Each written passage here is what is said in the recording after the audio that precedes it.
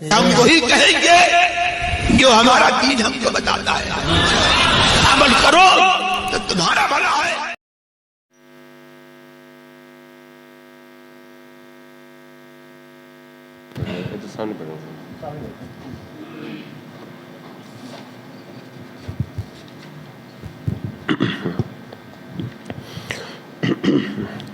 الحمد للہ رب العالمین والصلاة والسلام علی سید الانبیاء والمرسلین، اما بعد فاعوذ باللہ من الشیطان الرجیم، بسم اللہ الرحمن الرحیم۔ ان اللہ وملائکتہ یصلون علی النبی یا ایہا الذین آمنوا صلوا علیہ وسلموا تسلیما۔ اللہم صلی علی سیدنا وشفیعنا وحبیبنا ومولانا محمد وبارک وسلم، صلاۃ و سلام علیک یا رسول اللہ صلی اللہ تعالی علیہ وسلم۔ قال کم لبثتم فی الارض عدد سنین، برسوں کی گنتی کے مطابق زمین میں کتنا عرصہ ٹھہرے۔ قالوا لبثنا یوما او بعض یوم فاسأل العادین، جواب دیں گے ایک دن یا اس کا بعض حصہ ٹھہرے ہوں گے۔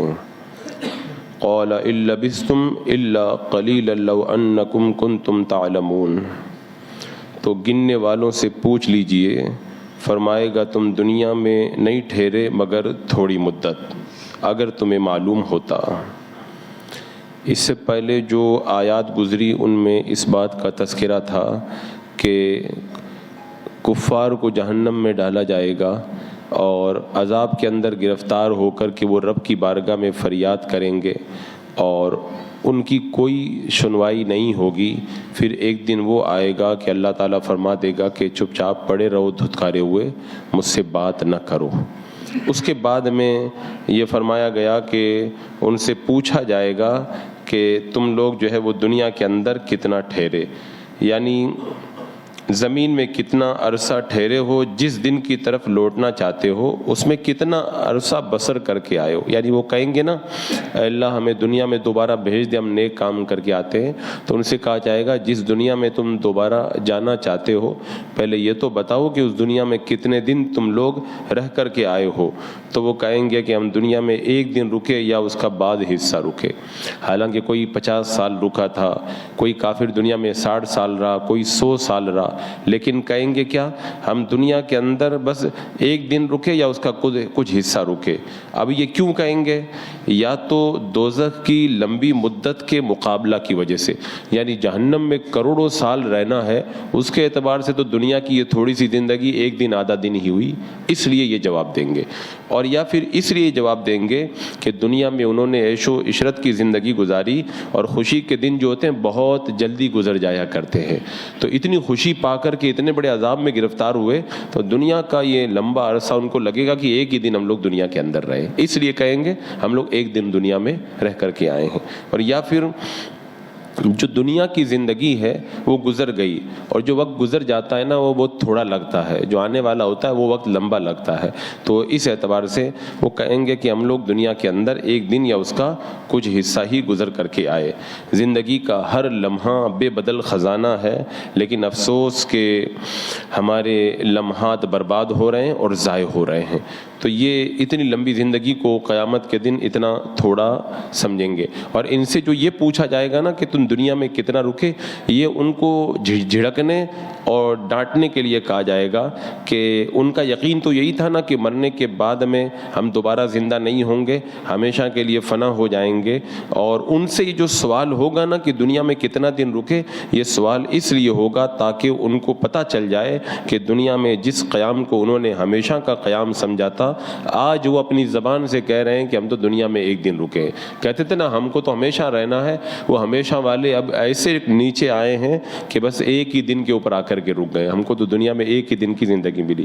اچھا، اس وقت ان کو حسرت ہوگی کہ دنیا میں ان کا اعتقاد کتنا غلط تھا، وہ ہمیشہ رہنے کے لیے سمجھتے تھے مگر رہے کچھ بھی نہیں۔ تو انہوں نے جواب میں یہ کہا کہ ہم ایک دن یا کچھ حصہ رہے، تو یہ بات انہوں نے جھوٹ نہیں کہی تھی۔ رہے تو 50 سال تھے لیکن کہیں گے ایک دن. تو یہ بات انہوں نے جھوٹ کی وجہ سے نہیں کہی تھی, یا تو جہنم کے عذاب کی دہشت کی وجہ سے ایک دن انہوں نے کہہ دیا تھا, اور یا پھر ایک دن یہ کیوں کہا تھا, اس کی کچھ وجہ وہ ہیں جن کو میں نے یہاں پر بیان کیا. پھر ان کے بعد میں ان سے کہا جائے گا کہ گننے والوں سے پوچھ لو, فصل العادین, گننے والوں سے پوچھ لو کتنے دن رک کر کے آئے ہو. گننے والوں سے مراد یا تو کرامن کاتبین ہے, تم کہتے ہو ایک دن رک کر کے آئے ہیں, جو کرامن کاتبین ہیں تمہارے ساتھ فرشتے تھے, ان سے پوچھو, وہ تمہاری زندگی لکھ رہے تھے, وہ تم کو بتائیں گے دنیا میں تم کتنا رہ کر کے آئے ہو. یا پھر مراد یہ ہے ان فرشتوں سے پوچھ لو جو دنیا کے ایام اور دنیا کی گھڑیوں کو لکھتے ہیں, وہ تم کو بتائیں گے تم لوگ دنیا میں ایک دن نہیں رکے ہو, زیادہ دن رکے ہو. یا اس کا مطلب یہ ہے کہ ان سے پوچھ لیجئے جن کو ان ایام کے جو ہے وہ گننے کے بارے میں معلومات ہے, یعنی ان کے کہنے کا مطلب ہوگا ہم تو بھول گئے اللہ, ہمیں تو پتہ ہی نہیں ہے. جن کو گنتی یاد ہے نا, ان سے تو پوچھ لے کہ ہم لوگ دنیا کے اندر کتنا رکے تھے. اور بعض علماء نے فرمایا کہ کفار عرض کریں گے اللہ ہمارے لمحات زندگی ان ملائکہ کرام سے پوچھ لے, ہمارے دن اور راتوں کے لمحات کی گنتی پر جو لوگ معمور تھے. تو ان سے کیا کہا جائے گا, قال لبثتم الا قلیلا, اللہ تعالیٰ ان کی قول کی تصدیق کرتے ہوئے کہے گا کہ ہاں تم دنیا میں بہت کم رکے. انہوں نے کہا تھا ایک دن رکے, تو اللہ تبارک و تعالیٰ نے یہ نہیں فرمایا کہ تم لوگ جھوٹ بول رہے ہو, تم تو 50 سال رک کے آئے, نہیں, اللہ تبارک و تعالیٰ فرمائے گا ہاں تم لوگ دنیا کے اندر بہت کم رہ کر کے آئے ہو. اگر تمہیں علم ہوتا, یعنی جیسے دنیا میں تم نے دن گزارے ہیں اس کے لمحات کو قلیل پایا, لیکن نہ اس وقت تم نے کچھ جانا نہ اب تمہیں خود اس بات کا علم ہے. تو اس سے یہ پتہ چلتا ہے کہ عقل مند کو چاہیے کہ اپنی حالت کے اوپر غور کرے, اپنی اصلاح کی کوشش کرے, اور زندگی کے سانس جب ختم ہو جائیں گے, موت آ جائے گی تو سارا کھیل ختم ہو جائے گا. پھر بندہ کہے گا کہ میں تو ایک دن میں آ گیا, اگر اور دنیا میں رہنے کا موقع مل جاتا تو میں تو بڑے نیک کام کرتا اور نیک کام کر کے آتا. تو اللہ تبارک و تعالیٰ فرمائے گا تم نے سچ کہا, تم دنیا میں بہت کم وقت ٹھہرے. اس سوال سے مقصد یہی تھا کہ آخرت کے ایام کے مقابلے میں دنیا کی زندگی بہت کم ہے. پھر اس کے بعد میں ان کو کافروں کو جہنم میں اور زیادہ جھڑکا جائے گا, اور ان سے کہا جائے گا کہ تم نے یہ گمان کر لیا تھا کہ ہم نے تم کو فضول پیدا کیا ہے.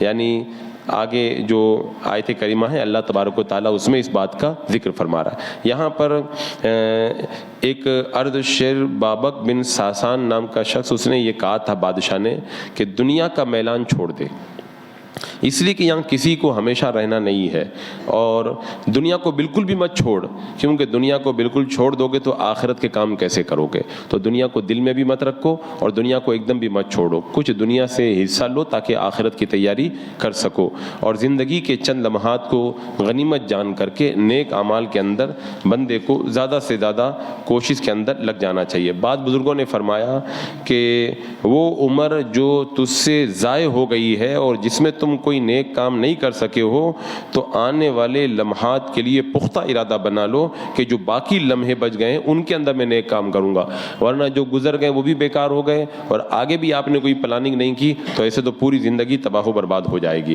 اور فرمایا کہ تمہیں زندگی کے لمحات مفت میں ملے ہیں, اتنا قیمتی خزانہ مفت میں ملا ہے, تو اس کو سوچ سمجھ کر کے خرچ کرو, ایسے برباد مت کرو. حضرت علی رضی اللہ تعالیٰ عنہ نے فرمایا زندگی کے لمحات جو گزر گئے وہ تو برباد ہو گئے, لیکن جو باقی ان کو غنیمت سمجھو, اور اگر ان کو بھی اعمال صالحہ میں اگر تم صرف نہیں کرو گے تو وہ بھی ضائع ہو کر کے برباد ہو جائیں گے, اور کام میں لاؤ گے تو یہ تمہارے لیے بہتر ہو جائے گا. اور حدیث پاک میں ہے کہ ہر وہ گھڑی جس میں انسان اللہ کے ذکر کو نہیں کرتا, اللہ کے ذکر کے بغیر گزار دیتا ہے, قیامت کے دن اس گھڑی کے اوپر بندے کو حسرت ہوگی, کاش وہ گھڑی جو میری بغیر ذکر کے گزری اس کو میں اللہ تبارک و تعالیٰ کے ذکر کے اندر گزار دیتا.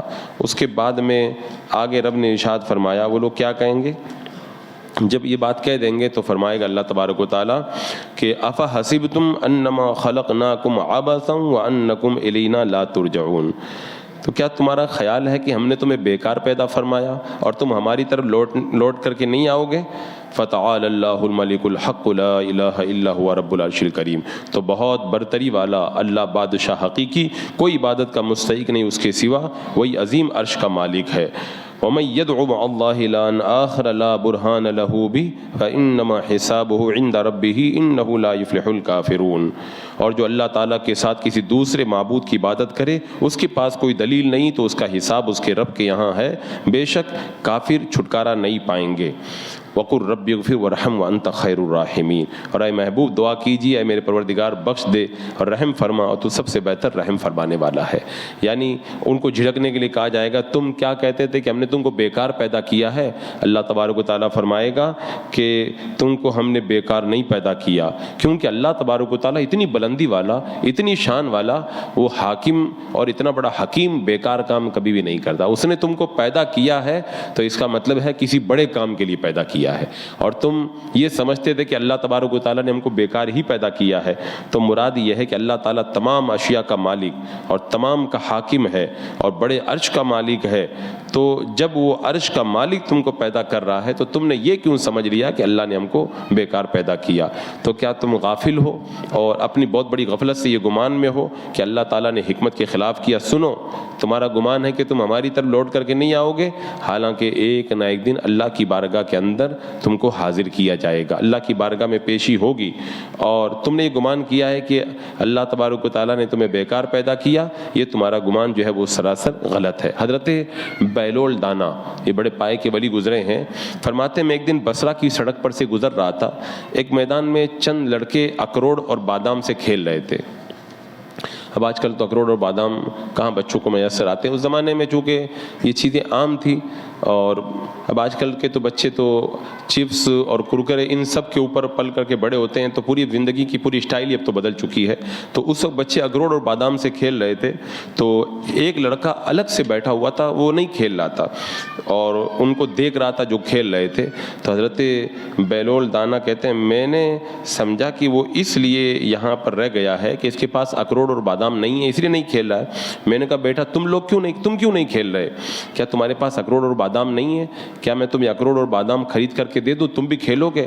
اس نے بڑے غصے میں حضرت بیلول دانا کہتے ہیں مجھ کو دیکھا اور کہنے لگا کہ اے کم عقل، کیا اللہ نے ہم کو کھیل تماشے کے لیے پیدا کیا ہے؟ میں نے کہا کہ پھر کس لیے پیدا کیا ہے؟ تو بچہ کہنے لگا اللہ نے علم کے لیے اور عمل کے لیے ہم کو پیدا کیا ہے. تو میں نے کہا اللہ تجھے برکت دے بیٹا، تو بڑا ہوشیار معلوم ہوتا ہے، تھوڑا مجھ کو نصیحت کر. تو یہ اللہ والوں کی شان ہے، وہ جب کسی کے اندر دانائی دیکھتے ہیں نا تو یہ نہیں سمجھتے میں بہت بڑا ہوں. اگر چھوٹے بچے سے بھی ان کو نصیحت ملتی ہے نا تو بچے کے سامنے بھی ہاتھ جوڑ کے کھڑے ہو جاتے ہیں، بیٹا مجھ کو کچھ سمجھا دو.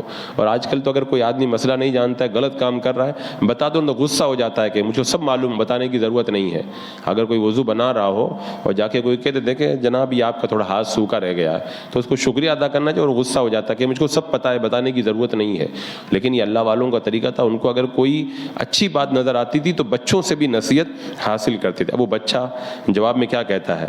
کہتا ہے میں دنیا کو دیکھ رہا ہوں کہ دنیا پا برکاب ہو کر اپنا سامان سمیٹ رہی ہے، نہ کسی زندہ رہنے والے کے لیے باقی رہے گی اور نہ ہی کسی زندہ کو اس کے اندر رہنا ہے. گویا موت اور اس کا حادثہ انسان کے لیے دو گھوڑے تیز دوڑنے والے ہیں. آئے دنیا سے دھوکہ کھانے والے، ذرا سوچ اور اس سے کنارہ کشی اختیار کر.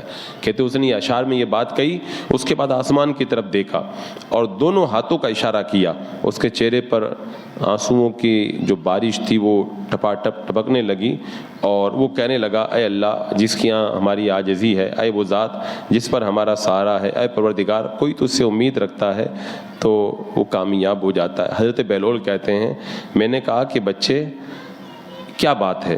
تو فرماتے اس بچے نے جب یہ کہا نا تب بے ہوش ہو کر کے بچہ گر گیا. میں نے اٹھایا، اس کے چہرے پہ مٹی جھاڑی اور اپنی گود میں سلا لیا. جب اس نے آنکھ کھولی، اس کو ہوش آیا تو میں نے اس سے پوچھا کہ بیٹا تجھے کیا ہو گیا، تو کیوں اتنا اللہ سے ڈر رہا ہے، آخر بات کیا ہے؟ تو بھی بچہ ہے، تیرے ذمہ کوئی گناہ بھی نہیں ہے.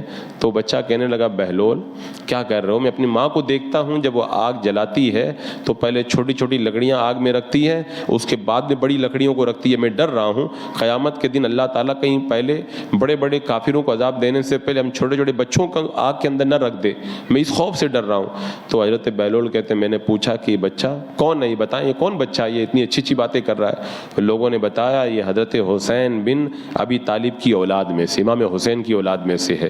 تو میں نے کہا کہ جب درخت با کمال ہو تو اس کا پھل کیوں با کمال نہیں ہوگا؟ یعنی اتنی عالی نسب کا یہ بچہ ہے تو اس کا فیض تو اس بچے کو ملے گا ہی. تو حضرت بیلول دانا سے بچے نے کیا کہا تھا کہ اللہ نے ہم کو کھیل کود کے لیے نہیں پیدا کیا ہے. تو اللہ تعالیٰ فرماتا ہے افحسبتم انما خلقناکم عبثا، کیا تم نے یہ گمان کر لیا ہے کہ ہم نے تم کو بیکار پیدا کیا ہے؟ بیکار نہیں پیدا کیا ہے. ایک حدیث قدسی میں ہے اللہ تعالیٰ کا ارشاد ہے میں نے مخلوق کو پیدا کیا تاکہ وہ مجھ سے فائدہ اٹھائے، میں نے اس لیے نہیں پیدا کیا کہ میں اس سے فائدہ اٹھاؤں. یعنی بندے یہ نہ سمجھے کہ اللہ کو تم سے کام ہے، نہیں، ہم کو اللہ سے کام ہے. تو ہم لوگ اللہ سے، ہم کو جو ہے وہ فائدہ حاصل کرنا ہے، تو پھر اس کے باوجود بھی ہم دنیا کے اندر اگر مگن ہو کر کے زندگی گزاریں تو یہ کتنے زیادہ جو ہے وہ افسوس کی بات ہے. تو فرمایا افحسبتم انما خلقناکم عبثا، اللہ نے بیکار پیدا نہیں کیا، بتا بھی دیا کیوں پیدا کیا ہے. الذی خلق الموت والحیات لیبلوکم ایکم احسن عملا، اللہ نے موت اور زندگی کو کیوں پیدا کیا؟ تاکہ اللہ تم کو آزمائے کہ کس کا عمل تم میں سے اچھا ہے. یعنی موت آئے گی، اس کے بعد میں بندے کی رب کی بارگاہ میں حاضری ہوگی، تب اللہ تعالیٰ بتائے گا کہ کس کا عمل اچھا ہے اور کون برے اعمال کر کے جہنم کا حقدار ہوا ہے. تو یہاں پہ آگے اللہ تبارک و تعالیٰ نے ارشاد فرمایا کہ اللہ تبارک و تعالیٰ عرش کا مالک ہے، اور جو اللہ کے سوا کسی اور کی عبادت کرتا ہے جس پر کوئی دلیل نہیں ہے تو پھر فرما دو اللہ تعالیٰ اس کا حساب لے گا، اور کافر کبھی کامیاب نہیں ہوگا. یا اللہ کے رسول صلی اللہ تعالیٰ علیہ وسلم کو کیا حکم دیا گیا؟ وَقُلْ رَبِّ اغْفِرْ وَارْحَمْ وَأَنْتَ خَيْرُ الرَّاحِمِينَ، یعنی اللہ کے رسول علیہ السلام کو توبہ استغفار کرنے اور اللہ کی بارگاہ میں رحم طلب کرنے کا حکم دیا، تاکہ معلوم ہو جائے کہ دین کے اہم امور میں سے ہے کہ بندہ اپنے گناہوں کی اللہ کی بارگاہ میں معافی مانگتا رہے. اور میرے آقا علیہ السلام تو گناہ کرتے نہیں تھے، لیکن تعلیم امت کے لیے آپ کو بھی اس بات کا حکم فرمایا گیا. اور یہ جو ابھی جو آیتیں آپ نے سنی ہیں، افحسبتم انما خلقناکم عبثا، یہ آیتیں کتنی بابرکت ہیں. حضرت عبداللہ بن مسعود رضی اللہ تعالیٰ عنہ ایک سخت بیماری کے اندر مبتلا ہو گئے، تو اس پر افحسبتم سے لے کر وقل رب اغفر وارحم وانت خیر الراحمین، یہ جو آخر کی جو چند آیتیں ہیں ان کو کان کے اندر پڑھ کر کے پھونکا تو بالکل صحتیاب ہو گئے. اللہ کے رسول علیہ الصلوۃ والسلام نے ان سے پوچھا کہ تم نے کیا پڑھا؟ تو عرض کیا میں نے یہی آیتیں پڑھی افحسبتم انما خلقنا. تو اللہ کے رسول علیہ السلام نے فرمایا مجھے اس ذات کی قسم جس کے قبضہ قدرت میں میری جان ہے، اگر ان آیتوں کو سچے دل سے پہاڑ پہ بھی پڑھ دیا جائے نا تو پہاڑ بھی اپنی جگہ چھوڑ دے گا. ان آیتوں کے اندر اتنی طاقت ہے. افحسبتم انما خلقناکم عبثا وانکم الینا لا ترجعون. یہ جو سورہ مومنون جب شروع ہوئی تھی نا تو آپ لوگوں نے دیکھا تھا یہ سورہ کہاں سے شروع ہوئی تھی؟ قد افلح المؤمنون، بے شک ایمان والے کامیاب ہو گئے. اور ابھی آپ نے دیکھا یہ سورہ کہاں پہ ختم ہو رہی ہے؟ لا یفلح الکافرون، کافر جو ہے وہ کامیاب نہیں ہوں گے. یعنی اس سورت کی جو شروعات ہوئی تھی تو اس بات سے ہوئی تھی کہ مومن کامیاب ہو گئے، اور اس کو جب سورت کو ختم کیا جا رہا ہے تو آخری جملے کیا ہیں؟ کافر کامیاب نہیں ہوں گے. تو پتہ چلا کہ مومنوں کی کامیابی کی بشارت سے اس سورت کو شروع کیا گیا، اور کافروں کی ناکامی کی وعید پر اس سورت کو ختم کیا گیا. اور یہ سورہ کی ابتدا اور انتہا کے اندر کتنی مناسبت ہے. اور یہ آخری آیت میں اللہ کے رسول علیہ السلام کو جو دعا کی تلقین کی گئی نا کہ دعا کرو اللہ کی بارگاہ میں کہ اے پروردگار مغفرت فرما دے، رحم فرما، اس سے پہلے کفار کی صفات کو بیان کیا گیا کہ کافر کیا کرتے ہیں دنیا میں جو ہے وہ جہالت اور آخرت میں اس کے عذاب کے اندر اس طرح وہ گرفتار رہتے ہیں، لیکن اللہ کے محبوب بندوں کا طریقہ یہ رہتا ہے کہ اللہ کی بارگاہ میں توبہ استغفار کرتے رہتے ہیں، اللہ سے رحم و کرم طلب کرتے رہتے ہیں. یہیں پر یہ سورہ مومنون کا جو ہے وہ اختتام ہوا، اور اس کے بعد میں آگے جو ہے وہ نئی سورہ یعنی سورہ نور کا آغاز ہو رہا ہے. بسم اللہ الرحمن الرحیم. اللہم صلی علی سیدنا و مولانا محمد و بارک وسلم صلاۃ و سلام علیک یا رسول اللہ. یا اللہ یا رحمان یا رحیم العالمین، اپنے محبوبین کے صدقے میں اعمال صالحہ کی توفیق عطا فرما، قرآن کے نور سے ہمارے سینوں کو معمور فرما دے، ایمان پہ زندگی ایمانی پر موت نصیب فرما. ربنا تقبل منا انک انت السمیع العلیم وتب علینا انک انت التواب الرحیم. ان اللہ وملائکتہ یصلون علی النبی یا ایہا الذین آمنوا صلوا علیہ وسلموا تسلیما. اللہم صلی علی سیدنا و شفیعنا و حبیبنا و مولانا محمد و بارک وسلم صلاۃ و سلام علیک یا رسول اللہ. سبحان ربک رب العزۃ عما یصفون وسلام علی المرسلین والحمد للہ.